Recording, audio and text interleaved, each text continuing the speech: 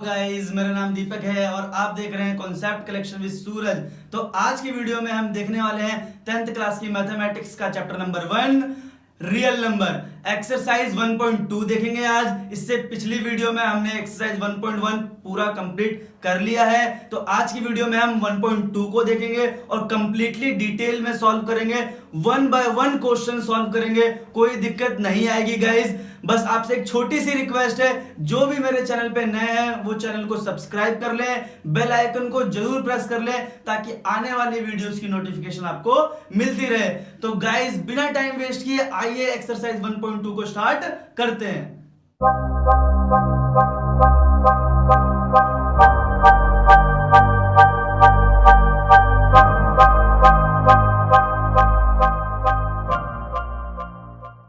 Start करते हैं exercise 1.2। तो एक्सरसाइज 1.2 स्टार्ट करने से पहले जो इस एक्सरसाइज में सबसे इंपॉर्टेंट थ्योरम यूज होगी वो है फंडामेंटल थ्योरम ऑफ अर्थमेटिक, यानी अंकगणित की आधारभूत परिमेय। तो ये जो थ्योरम है ये पेपर में 2 मार्क के लिखने के लिए आ जाती है। तो गाइस, ये थ्योरम क्या है सबसे पहले इसे समझते हैं। तो थ्योरम बोलती क्या है, प्रत्येक भाज्य संख्या यानी कंपोजिट नंबर को अभाज्य संख्याओं के गुणनफल के रूप में व्यक्त किया जा सकता है। यानी इसका मतलब क्या है, every composite number is expressed in the form of prime factors, यानी प्राइम फैक्टर्स की फॉर्म में हम कंपोजिट नंबर को रिप्रेजेंट कर सकते हैं। स्टेटमेंट पढ़ के उतना क्लियर नहीं हो रहा, थोड़ा एग्जांपल के थ्रू समझते हैं। तो सबसे पहले मैं समझाता हूं प्राइम नंबर और कंपोजिट नंबर क्या होते हैं। तो प्राइम नंबर,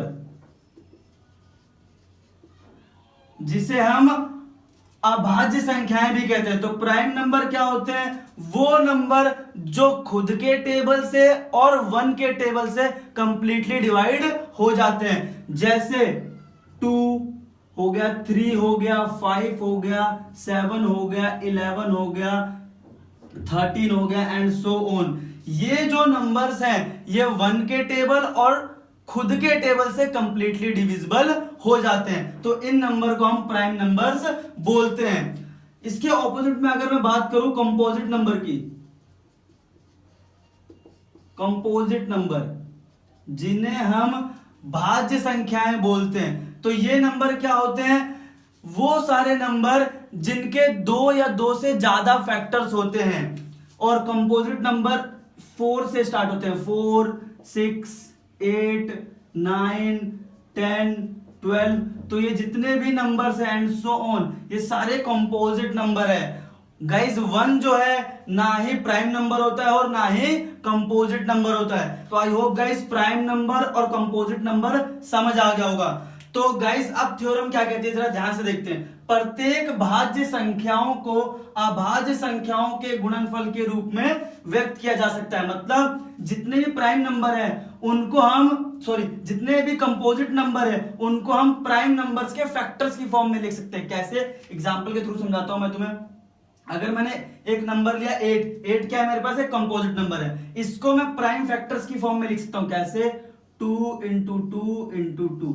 आप यहां पे देख सकते हैं 3 फैक्टर्स बने हैं और किस नंबर के, प्राइम नंबर के। प्राइम नंबर है ना 2, तो 2 के मैंने 3 फैक्टर्स बना दिए। यानी एक कंपोजिट नंबर को प्राइम नंबर्स के फैक्टर्स की फॉर्म में लिख सकते हैं। एक और एग्जांपल लेते हैं, 12 को मैं कैसे लिख सकता हूं, 2 × 2 × 3। तो गाइस, यहां पे आप देख सकते हैं 2 के 2 फैक्टर्स बन रहे हैं और एक 3 बन रहे हैं। यानी मैंने 12 को प्राइम नंबर्स की फैक्टर्स की फॉर्म में लिख दिया है। तो आई होप गाइस ये थ्योरम आपको क्लियर हो रही होगी। इस थ्योरम में सिर्फ इतना ही लिखा है कि कंपोजिट नंबर को प्राइम नंबर्स के फैक्टर्स की फॉर्म में हम अरेंज कर सकते हैं। इस पहला क्वेश्चन स्टार्ट करते हैं। एक्सरसाइज 1.2 का फर्स्ट क्वेश्चन क्या कहता है, अभाज्य गुणनखंड के रूप में व्यक्त करो, यानी express each number as a product of prime factor, यानी प्राइम नंबर्स के फैक्टर्स की फॉर्म में इन नंबरों को रिप्रेजेंट करना है। तो सबसे इजी तरीका है इन नंबर्स को हमें डिवाइड करते जाना है या फैक्टराइज करते जाना है। सिंपल हमने सीख रखा है फैक्टराइजेशन का मेथड। क्या है, 140 को कैसे फैक्टराइज करेंगे, 140 सबसे पहले मैं 2 से डिवाइड करता हूं इसे, तो ये 70 टाइम्स में डिवाइड हो जाएगा।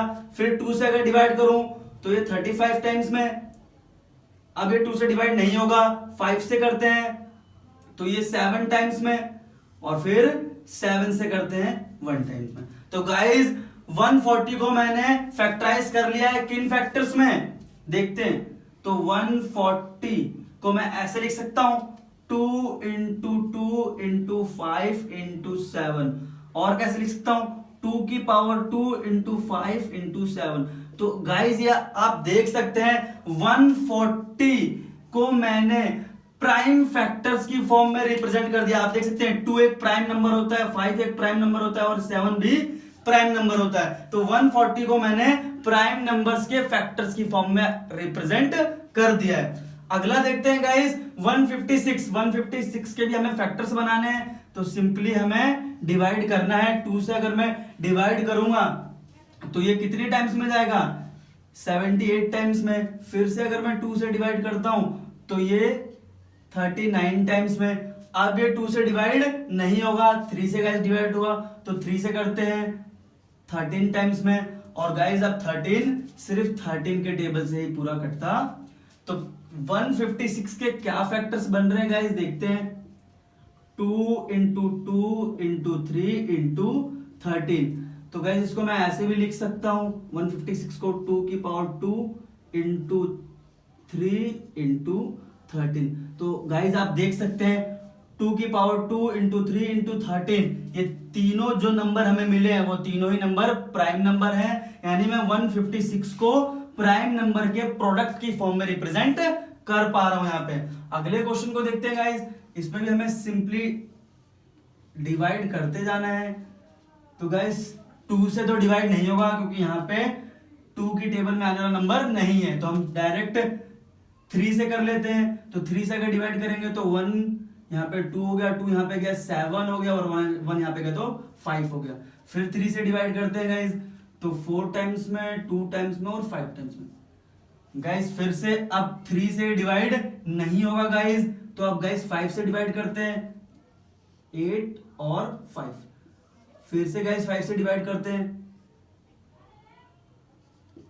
और लास्ट में 17 बच चुका है, तो ये लास्ट में 17 से ही डिवाइड होगा। तो गाइस 3825 3825 को हम कैसे फैक्टर्स की फॉर्म में लिख सकते हैं 3 इंटू 3 इंटू 5 इंटू 5 इंटू 17।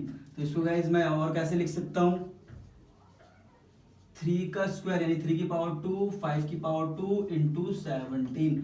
तो आई होप गाइस आप देख रहे होंगे 3 5 और 17 तीनों ही प्राइम नंबर है। तो मैंने 3825 को प्राइम नंबर्स की फैक्टर्स की फॉर्म में रिप्रेजेंट कर दिया है। आई होप गाइस ये क्वेश्चन आपको क्लियर होगा, बहुत इजी क्वेश्चन था। तो इस पार्ट 4 देखते हैं। पार्ट 4 क्या है 5005 यानी 5005 को हमें प्राइम फैक्टर्स की फॉर्म में लिखना है। तो सबसे पहले इसको डिवाइड करते हैं, फैक्टराइज करते हैं इसको। सबसे पहले दिख रहा है हमें 5 से, तो 5 से करेंगे 1001। अब ये किससे डिवाइड हो सकता है तो गाइस ये 7 से डिवाइड हो सकता है। 7 1 7 3 तो 7 4 और इधर 1 गया तो 7 21, तो 143 से डिवाइड हो गया गाइस।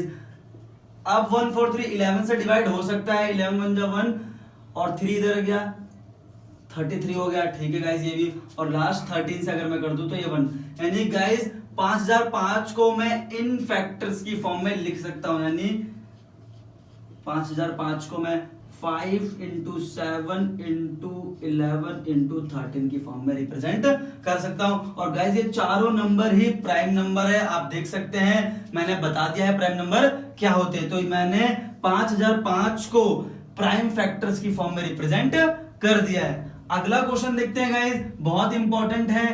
क्या है 7429 को हमें प्राइम फैक्टर्स की फॉर्म में लिखना है। तो इसको भी डिवाइड करते हैं गाइस।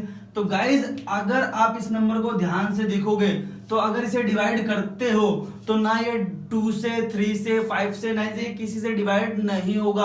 आप करके देख सकते हैं ये डायरेक्ट 17 से डिवाइड होगा गाइस। आप चेक कर सकते हैं, आराम से चेक कर सकते हैं, हर एक नंबर से डिवाइड करके देख सकते हैं, ये नहीं होगा। ये लास्टली 17 से डिवाइड होता है। तो 17 से अगर मैं डिवाइड करूं तो 17 चौके 68, तो गाइस यहाँ पे 6 जाएगा 62 हो जाएगा। तो 17 51 और गाइज फिर कितना बच जाएगा 11 और 17 सत्ते 119। अब ये गाइज जो 437 है ये 19 से डिवाइड होता है और 19 से अगर ये डिवाइड होगा तो 19 दूनी 38 और 19 3 57 कंप्लीटली डिवाइड जाएगा गाइस। तो 23 आ गया, आप डायरेक्ट हम 23 से डिवाइड कर सकते हैं तो 23 पंजा 23। तो गाइस 7429 को मैं 17 इंटू 19 इंटू 23 के फैक्टर्स की फॉर्म में तोड़ सकता हूं। यानी 7429 को 17 इंटू 19 इंटू 23 के फैक्टर्स में हम ब्रेक कर सकते हैं और ये तीनों ही फैक्टर्स प्राइम नंबर हैं। तो गाइज इन क्वेश्चन में आपने ध्यान से देखा होगा कि हम अभाज्य संख्याओं के फैक्टर्स बना रहे हैं। कैसे बना रहे हैं? डिवाइड करने के मेथड से। यानी हमने क्या करा, हर एक नंबर को अभाज्य संख्याओं के फैक्टर्स के रूप में अरेंज कर दिया। तो आई होप गाइस ये आपको क्वेश्चन समझ आ गया होगा। गाइस क्वेश्चन नंबर सेकंड देखते हैं। एचसीएफ और एलसीएम ज्ञात करो दो नंबर्स का। यानी हमारे पास पहला जो पार्ट है वो है 26 और 91 का एचसीएफ और एलसीएम फाइंड आउट करो। और क्या करना है, हमें चेक भी करना है कि इन दोनों नंबर का जो प्रोडक्ट है, यानी इन दोनों नंबर का जो प्रोडक्ट ऑफ टू नंबर, यानी इन दोनों का जो प्रोडक्ट होगा वो इनके एचसीएफ और एलसीएम के प्रोडक्ट के इक्वल होगा। तो सबसे पहले गाइस इन दोनों का मैं एचसीएफ और एलसीएम फाइंड आउट करता हूं। किस मेथड से करेंगे? फैक्टराइजेशन मेथड से करेंगे सिंपली। तो 26 का अगर मैं फैक्टराइजेशन करूं तो 2 से करूंगा 13 और 13 से करूंगा 1। तो यानी 26 का जो फैक्टराइजेशन है वो क्या होगा, 2 इंटू 13। 91 का फैक्टराइजेशन करता हूं गाइस, तो 7 से करा यहाँ पे 13 हो गया और 13 से करा 1 हो गया। तो गाइज 91 का जो फैक्टराइजेशन है वो क्या है, 7 इंटू 13। तो गाइज दोनों नंबर्स के मैंने फैक्टराइजेशन कर लिए हैं। तो गाइज जो एचसीएफ होता है वो इन दोनों नंबर्स के जो फैक्टराइजेशन किए हैं उनमें जो कॉमन होता है वो हमारा एचसीएफ होता है। तो एचसीएफ हमारे पास कितना आ गया, 13 आ गया गाइज। अगला एलसीएम देखते हैं गाइज। एलसीएम क्या होता है, इन दोनों के फैक्टर्स में जो नंबर कॉमन है उसे लिखते हैं एंड देन जो अनकॉमन है यानी 2 है और 7 है तो इनको आप मल्टीप्लाई कर लो। तो मल्टीप्लाई करने पे कितना आएगा, ये 182 आएगा। इन तीनों को आपस में अगर हम मल्टीप्लाई करेंगे तो 182। तो हमारे पास एचसीएफ भी आ गया है गाइस और एलसीएम भी आ गया है। तो अब हमें वेरीफाई करना है कि प्रोडक्ट ऑफ टू नंबर यानी इन दोनों का प्रोडक्ट जो है 26 इंटू 91 का जो प्रोडक्ट होगा वो इक्वल होना चाहिए। एचसीएफ कितना है, एचसीएफ 13 इंटू एलसीएम कितना निकाला है, 182, इनके प्रोडक्ट के इक्वल। तो गाइस अगर आप 26 को 91 में रफ में मल्टीप्लाई करेंगे तो इसका आंसर होगा 2366। और आप गाइस अगर 13 को 82 से ही मल्टीप्लाई करेंगे तो इसका आंसर भी 2366 ही आएगा। इसका मतलब ये रिजल्ट वेरीफाई होता है। आप इसे रफ में जाके पीछे मल्टीप्लाई कर सकते हैं और चेक कर सकते हैं कि ये 2366 आ रहा है या नहीं। तो गाइस जब आप इसको वेरीफाई करेंगे तो ये दोनों नंबर इक्वल आ रहा है। इसका मतलब क्या है कि ये जो प्रोडक्ट है इन दोनों नंबर्स का वो इक्वल होगा उनके एलसीएम और एचसीएफ के। तो इस सेकंड पार्ट देखते हैं। सेकंड पार्ट है 510 और 92 का एलसीएम और एचसीएफ कैलकुलेट करना है और फिर ये प्रॉपर्टी भी चेक करनी है। तो सबसे पहले मैं फैक्टराइजेशन से फैक्टर्स बनाता हूं। 2 से करूंगा तो 255 हो जाएगा। फिर अगर मैं 3 से करता हूं तो 8 और यहाँ पे हो जाएगा 5। फिर मैं 5 से करता हूं तो यहाँ पे हो जाएगा 17 और फिर 17 से करता हूं तो यहाँ पे हो जाएगा 1। तो गाइस 510 के जो फैक्टर्स बनेंगे वो 2 इंटू 3 इंटू 5 इंटू 17। नाउ 92 का फैक्टर्स करते हैं। 2 से करा तो 46, फिर 2 से करा तो 23, फिर 23 से करा तो 1। तो गाइस 92 के जो फैक्टर्स हैं वो क्या है, 2 इंटू 2 इंटू 23। तो गाइस सबसे पहले अब एचसीएफ देखते हैं। तो एचसीएफ क्या होता है गाइस, जो कॉमन नंबर होता है दोनों के फैक्टर्स में कॉमन नंबर। तो 2 है तो गाइस एचसीएफ क्या आ गया, 2। एलसीएम क्या होता है गाइस, जो कॉमन नंबर है उसे एक बार लिखा and then uncommon number 3 into 5 into 17। ये अनकॉमन नंबर है सारे, इंटू 2 इंटू 23। तो ये सारे अनकॉमन नंबर थे, इन सबको अगर हम मल्टीप्लाई करेंगे तो हमारा जो HCF होगा, सॉरी एलसीएम होगा, वो आएगा 23460। आप गाइज मल्टीप्लाई करके आप चेक कर सकते हैं। तो हमारे पास HCF भी आ गया है गाइज, और हमारे पास LCM भी आ गया है। तो प्रॉपर्टी को वेरीफाई करते हैं। क्या कहती है प्रॉपर्टी?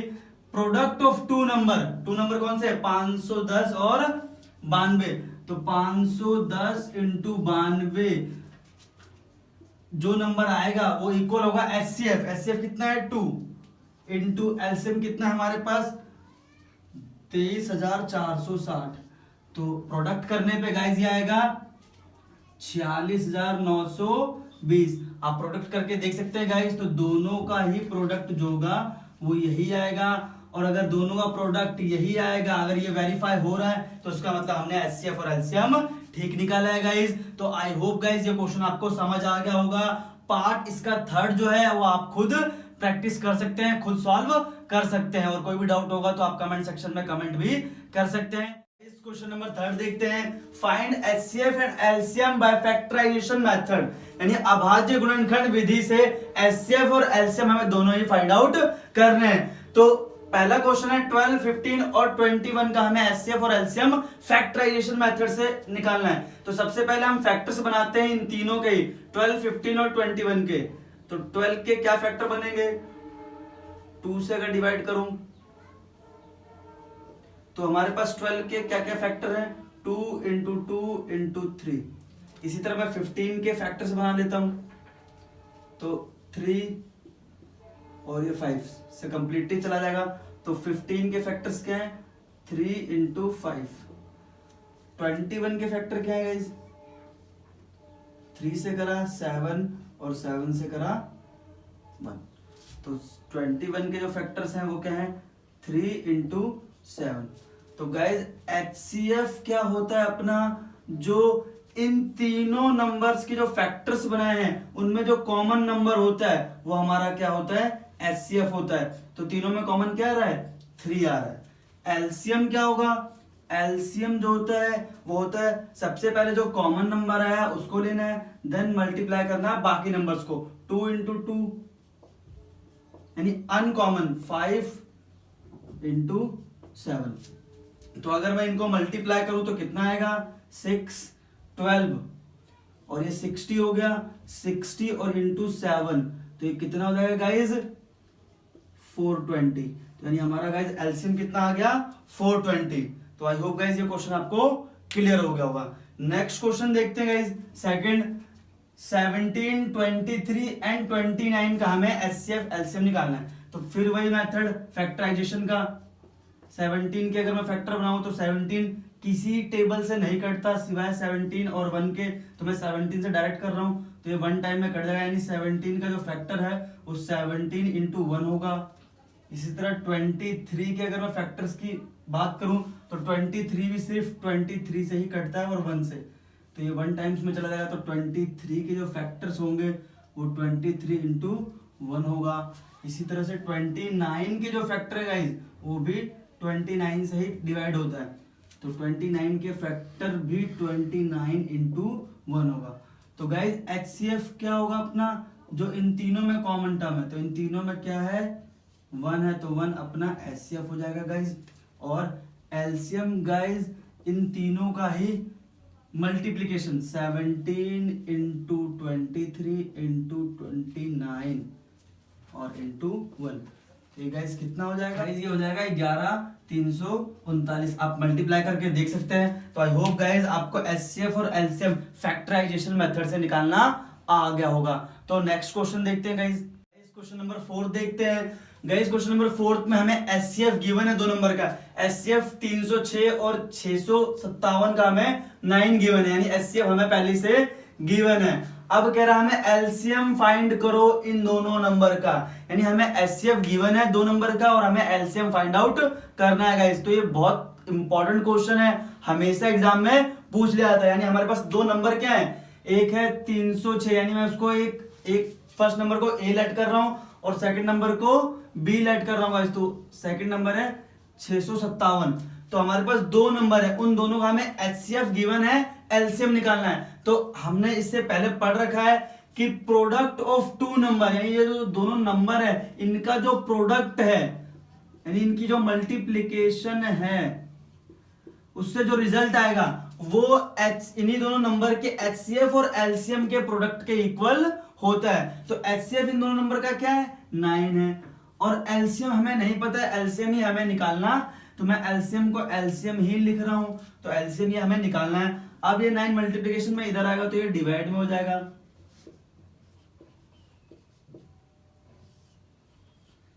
Equals to LCM. तो एलसीएम हमारा क्या आएगा, अब हमें इसको सिंप्लीफाई करना है, तो मैं 9 से इसको कट कर रहा हूं, 3 और ये 4, 34 टाइम्स में ये कट जा रहा है। तो गाइस जब इसको मल्टीप्लाई करूंगा तो एलसीएम मेरा आ जाएगा 2 2 3 3 8। गाइस ये आप देख सकते हैं मल्टीप्लाई करके, 34 को 657 से आप मल्टीप्लाई करके चेक कर सकते हैं, आपका एलसीएम क्या आएगा, 22338। तो आई होप गाइस ये क्वेश्चन आपको क्लियर होगा। इस प्रॉपर्टी पे 2 मार्क्स का क्वेश्चन आता ही आता है कि product of two number is equal to HCF into LCM. बहुत इंपॉर्टेंट क्वेश्चन है गाइस, 2 नंबर का हमेशा पेपर में इससे क्वेश्चन बनता ही बनता है, तो आप इसको वेरीफाई कर सकते हैं गाइस। क्वेश्चन नंबर 5 देखते हैं। जांच कीजिए कि क्या किसी प्राकृत संख्या n के लिए संख्या 6 की पावर n क्या 0 पर समाप्त होती है। तो गाइस जब भी ऐसा क्वेश्चन आ जाए कि हमें चेक करना हो किसी संख्या की पावर n, जहां n प्राकृतिक संख्या हो, 0 पर समाप्त होती है या नहीं, ऐसा क्वेश्चन जब भी आ जाए तो एक स्टेटमेंट ध्यान रखनी है, कोई भी संख्या 0 पर तभी समाप्त होगी जब उसके अभाज्य गुणनखंड 2 into 5 यानी 2 और 5 होंगे, यानी 2 और 5 का पेयर बनेगा, तभी वो संख्या की पावर n क्या होगी, 0 पे समाप्त होगी। यानी if A number and with 0 its prime factor must be 2 into 5। अगर मैं बात करता हूं जैसे 10 0 पे समाप्त होता है तो इसके हमेशा प्राइम फैक्टर 2 into 5 बनेंगे। अगर ये प्राइम फैक्टर, ये जो प्राइम फैक्टर का पेयर है 2 into 5 का, अगर ये 2 पेयर बन रहा है तो 2 0 पे स्टार्ट हुआ। आप 100 का चेक कर सकते हैं, 2 into 5 into 2 into 5 बनेगा, ध्यान से चेक कर सकते हैं आप। तो अगर 2 पेयर्स बन रहे हैं तो ये 2 0 पे एंड होगा, अगर 3 पेयर्स बन रहे हैं तो उसका मतलब 3 0 पे एंड हो रहा है तो उसका मतलब 3 पेयर बनेंगे। आप आराम से उसको चेक कर सकते हैं। तो अब हमारे पास क्या है, 6 की पावर n, तो हमें चेक करना है 6 की पावर n के कितने फैक्टर हैं, क्या फैक्टर बनेंगे। तो 6 की पावर n को मैं कैसे लिख सकता हूं, 2 into 3 की पावर n ऐसे लिख सकता हूं। तो अब यहाँ पे आप चेक कर सकते हैं, 2 तो है हमारे पास, 2 तो है मगर 5 नहीं है, 5 की जगह क्या हमारे पास 3 है। तो गाइज यहाँ पे 2 into 5 का फैक्टर नहीं बन रहा, तो इसका मतलब क्या हुआ, 6 की पावर n 0 पर समाप्त नहीं होगा। तो आपको क्लियर हो गया हो ये क्वेश्चन कि जब भी हमें किसी नंबर की पावर n चेक करना है कि वो 0 पे समाप्त होता है या नहीं, तो हमें एक ही चीज चेक करनी है कि उसकी जो प्राइम फैक्टर है, अभाज्य गुणनखंड 2 और 5 बन रहे हैं या नहीं। अगर बन रहे हैं तो वो 0 पे समाप्त तो होता है, अदरवाइज 0 पे समाप्त नहीं होगा। तो आई होप गाइस देखते हैं, व्याख्या कीजिए कि ये नंबर और ये नंबर भाज्य संख्याएं हैं, यानी कॉम्पोजिट नंबर है। तो सबसे पहले हमें भाज्य संख्याएं क्या होती है ये पता होना चाहिए। तो भाज्य संख्याएं वो संख्याएं होती हैं जिनके मोर देन 2 फैक्टर्स बनते हैं, यानी 2 से ज्यादा फैक्टर्स होते हैं। जैसे अगर मैं बात करूं 1 की, तो 1 को मैं 1 into 1 लिख सकता हूं, तो इसके मोर देन 2 फैक्टर्स नहीं है। 2 की बात करूं तो इसको मैं 2 into 1 लिख सकता हूं, तो इसके भी 2 से ज्यादा फैक्टर नहीं बन रहे, तो इसका मतलब ये भाज्य संख्या नहीं है। इसी तरह अगर मैं 4 की बात करूं तो 4 को मैं 2 into 2 into 1 लिख सकता हूं, 6 को मैं 3 into 2 into 1, तो इनके 2 से ज्यादा फैक्टर्स हैं, तो ये भाज्य संख्याएं हैं। तो इसका मतलब वो संख्याएं जिनके 2 से ज्यादा फैक्टर होते हैं वो भाज्य संख्याएं कहलाती है। तो हमें चेक करना है क्या ये दोनों जो नंबर्स हैं ये भाज्य संख्या है या नहीं। तो सबसे पहले करना क्या है, हमें कुछ नहीं करना है, इन नंबर्स को ध्यान से देखना है। अब हमें यहाँ पे दिख रहा है, यहाँ पे 7 इंटू 11 इंटू 13, 3 नंबर मल्टीप्लाई में प्लस 1 नंबर एडिशन में। तो कैसे इसको हम चेक कर सकते हैं कि ये भाज्य है या नहीं। तो सबसे पहले क्या करना है, इस नंबर में से हमें कॉमन निकालना है। तो 7 इंटू 11 इंटू 13 प्लस 13 में कॉमन क्या दिख रहा है, 13 कॉमन दिख रहा है, तो मैं 13 कॉमन निकाल दे रहा हूं। तो 7 इंटू 11 इंटू 13 कॉमन चला गया तो 1 बचा, प्लस यहां से 13 गया तो यहां पे भी 1 बचा। तो गाइस 13 7 इंटू 11 77, 77 को 1 से मल्टीप्लाई किया तो 77 प्लस 1, तो 77 प्लस 1 78 हो जाएगा गाइस। तो अब गाइस 78 को मैं भी फैक्टर कर सकता हूं, तो क्या कर सकते हैं, 13 इंटू 6 में इसको ब्रेक कर सकता हूं। तो गाइस यहाँ पे आप देख सकते हैं 13 इंटू 13 इंटू 6 यानी 3 फैक्टर्स बन रहे हैं, यानी मोर देन 2 फैक्टर्स आ रहे हैं। तो उसका मतलब ये जो नंबर है या ये जो नंबर हमने सॉल्व किया जिससे, ये एक भाज्य संख्या है, कंपोजिट नंबर है, यानी हम कह सकते हैं यह एक भाज्य संख्या है, कंपोजिट नंबर है, क्योंकि इसके 2 से ज्यादा फैक्टर्स बन रहे हैं। ये वाला चेक कर लेते हैं गाइस। तो गाइस इसमें आप जरा ध्यान से देखोगे तो यहाँ पे हमें 5 दिख रहा है और प्लस के बाद यहाँ पे 5 दिख रहा है, तो हम इन दोनों में से 5 कॉमन निकाल सकते हैं। तो मैंने यहाँ पे 5 कॉमन निकाल लिया, बचा क्या 6 इंटू 7 इंटू यहाँ से 5 गया 1 बचा, into 4 into 3 into 2 into 1, plus में यहाँ से 5 जा चुका है, कॉमन निकल चुका है, तो यहाँ पे 1 बचा। तो गाइस अब इसे सिंपली मल्टीप्लाई कर लेते हैं।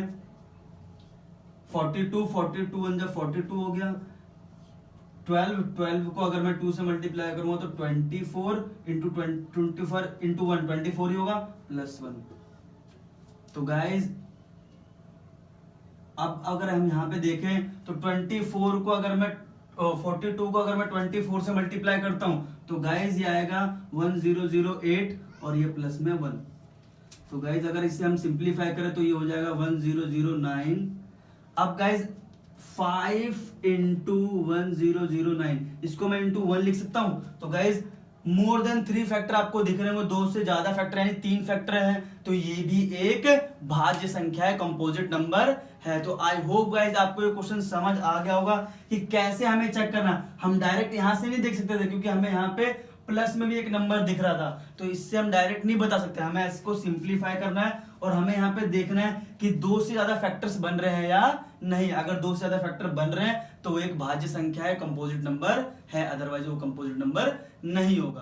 तो आई देखते हैं क्वेश्चन नंबर 7, आप आराम से पढ़ सकते हैं। क्वेश्चन में क्या कह रहा है, 2 बच्चे रवि और सोनिया दोनों एक वृत्ताकार पाथ पे, सर्कुलर पाथ पे चक्कर लगाते हैं। दोनों एक ही पॉइंट से स्टार्ट करते हैं, सेम टाइम पे स्टार्ट करते हैं और एक डायरेक्शन में ही चक्कर लगाते हैं। तो सोनिया को 18 मिनट का टाइम लगता है एक चक्कर कंप्लीट करने में और रवि को 12 मिनट का टाइम लगता है। तो हमें क्वेश्चन में बताना है कि दोनों जिस पॉइंट से स्टार्ट किए थे उसी पॉइंट पे कितने टाइम बाद पहुंचेंगे। तो जब भी ये हमें निकालना हो तो हम क्या करेंगे, जो टाइम हमें निकालना है वो टाइम हमें निकालने के लिए क्या करना होगा, एलसीएम निकालना होगा। क्या निकालना होगा, एलसीएम ऑफ 18 और 12, यानी जितना टाइम सोनिया ले रही थी एक चक्कर कंप्लीट करने के लिए और जितना टाइम रवि ले रहा था, उन दोनों का एलसीएम, तभी हमें हाईएस्ट वैल्यू मिलेगी कि कितने टाइम बाद वो दोबारा इसी पॉइंट पे पहुंच जाए। तो टाइम हमें मिलेगा एलसीएम निकालने से 18 और 12 का। तो हमने फैक्टराइजेशन मेथड पढ़ रखा है।